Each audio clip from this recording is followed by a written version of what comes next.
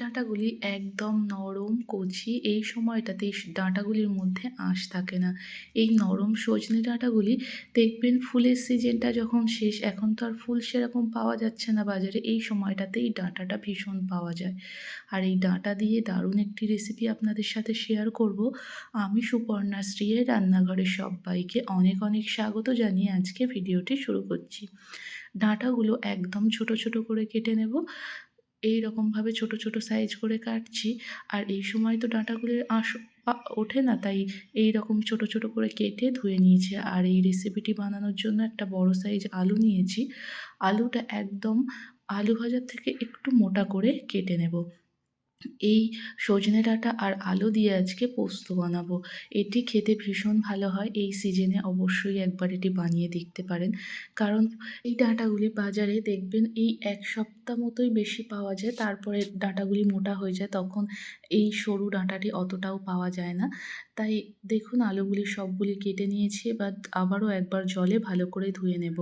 এবার পোস্ত বেটে নেব। আমি এখানে ২০০ গ্রাম ডাঁটা নিয়েছি, একটা বড় সাইজ আলু নিয়েছি। সেই পরিমাণে আমি এখানে ৩ টেবিল চামচ ভরে পোস্ত ব্যবহার করেছি। আপনারা আপনাদের মতো পোস্ত বেশি কিংবা কম ব্যবহার করতে পারেন। পোস্তর মধ্যে একটু জল দিয়ে একদম মিহি করে এই পোস্তটি বেটে নেব।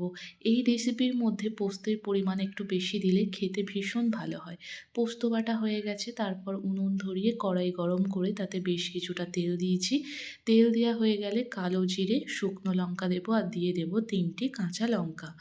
তারপর যে আলু কেটে ধুয়ে রেখেছি সেই আলুগুলি দিয়ে দেব। আলুগুলি তেলের মধ্যে দিয়ে ২-১ মিনিট একটু নাড়াচাড়া করে নেব। তারপর যে ডাঁটাগুলি ধুয়ে রেখেছিলাম সেই ডাঁটাগুলি দিয়ে দেব। ডাঁটাগুলি যেহেতু একদম নরম, তাই আগে থেকে ডাঁটাগুলি ভেজে তুলে রাখিনি। এই আলুর সাথেই একটু এপিঠ ওপিঠ করে ভাজা ভাজা করে নেব। খুব বেশি না, হালকা যখন লালচে কালার আসবে সেই রকম ভাজা করে নেব। আর এই সময় উনুনের আঁচটি একদম হাই ফ্লেমে রাখতে হবে। তাতে কি হবে, এই আলু আর ডাঁটাটি খুব ভালোভাবে ভাজা ভাজা হয়ে যাবে, খুব বেশি টাইমও লাগবে না। আর যেহেতু ডাঁটাটি নরম, তাই খুব বেশি টাইম ধরে ভাজবও না। ওই যতক্ষণ না হালকা ব্রাউন কালার আসছে ততক্ষণ পর্যন্ত এভাবে উল্টে পাল্টে একটু ভাজা করে নেব। এইভাবে কিছুক্ষণ নাড়াচাড়া করার পর দিয়ে দেব স্বাদ অনুযায়ী লবণ। আমি এখানে ওই 1/2 টেবিল চামচ মতো লবণ দিয়েছি। তারপর আবারও ডাঁটা আর আলুগুলি উল্টে পাল্টে ভাজা ভাজা করতে থাকবো। আর এই সময়টাতে দিয়ে দেব খুব সামান্য পরিমাণে হলুদের গুঁড়ো, আর দিয়ে দেব খুব সামান্য পরিমাণে লাল লঙ্কার গুঁড়ো। হলুদ আর লাল লঙ্কার গুঁড়ো দেওয়ার পর আবারও ডাঁটা আর আলুগুলির সাথে খুব ভালোভাবে মিশিয়ে নেব।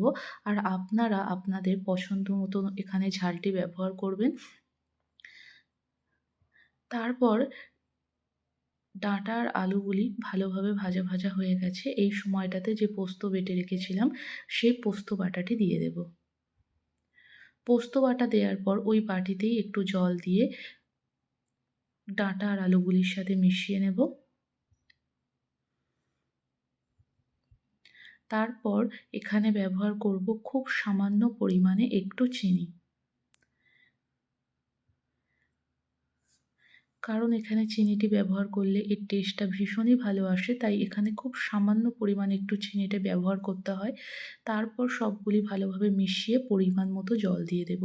এখানে খুব বেশি জল ব্যবহার করব না, কারণ ডাঁটা আর আলুগুলি একটু সময় ধরে ভালোভাবে ভেজে নিয়েছি, তাই খুব বেশি জল দেব না। অল্প পরিমাণেই জল ব্যবহার করছি। ওই ১ কাপ মতোই জল দিয়েছি। তারপর জলটি ফুটে উঠলে ঢাকা দিয়ে দেব ৫ থেকে ৭ মিনিট। আর এই সময় উনুনের আঁচটি একদম কমিয়ে রাখব। ৫ থেকে ৭ মিনিট পর ঢাকাটি খুলে দেখব আলু, ডাঁটা খুব ভালোভাবে সিদ্ধ হয়ে গেছে। আর এই আলু পোস্তটি একদম গা মাখা হয়ে গেছে। এই সময়টাতে আমি কয়েকটা কাঁচা লঙ্কা চিড়ে দিয়ে দেব, আর দিয়ে দেব সর্ষের তেল। তারপর আবারও ভালোভাবে মিশিয়ে আর নামিয়ে নেব। তৈরি হয়ে যাবে দারুণ স্বাদের এই ডাঁটা আর আলু পোস্ত। আপনারা অবশ্যই এই সিজনে একবার বানিয়ে দেখুন। আর ভিডিওটি যদি ভালো লেগে থাকে অবশ্যই একটি লাইক দিয়ে দেবেন। আর যে সকল বন্ধুরা এখনও চ্যানেলটিকে সাবস্ক্রাইব করেননি চ্যানেলটিকে সাবস্ক্রাইব করবেন। ফেসবুক পেজ থেকে দেখলে পেজটিকে ফলো করার অনুরোধ রইল। আর ভিডিওটি কেমন লাগলো অবশ্যই কমেন্ট করে জানাবেন। দেখা হচ্ছে পরের কোনো ভিডিওতে।